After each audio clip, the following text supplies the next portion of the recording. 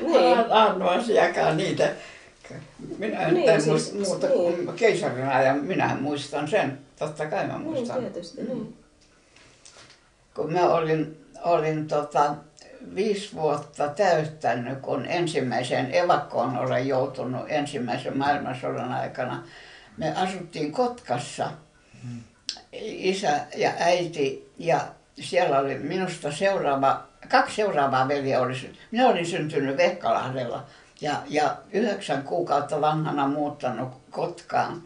Ja sitten kun jouduttiin siellä Kotkasta vuonna 2014, kun maailmansota alkoi, niin muuttamaan pois Vehkalahdelle takaisin. Me oli 5 vuotta vanha ja Heikki oli 3 vuotta vanha. Ja Erkki oli vissiin sitten vuoden vanha. Että meitä oli 3 lasta sitten, kun tultiin takaisin Vehkalahdelle.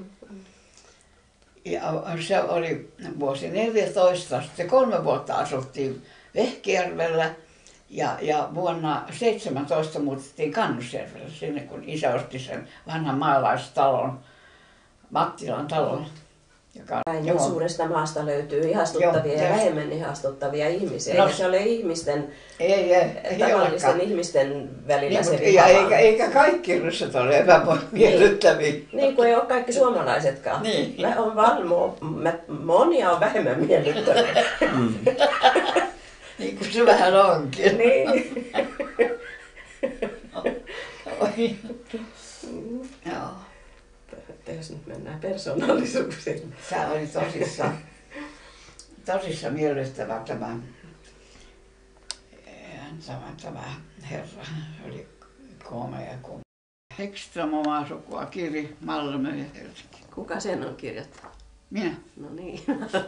Siinä on tarkat sukutiedot. No joo, tästä saat tämän, kun on tarkat tiedot. Kiitos. Ja mitä sinä sitten tuo?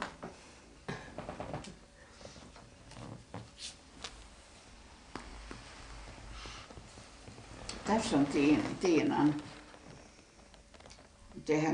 Mikä eläin sä olisit? Mikä eläin olisit? Jos saisit Jellona. Tietysti.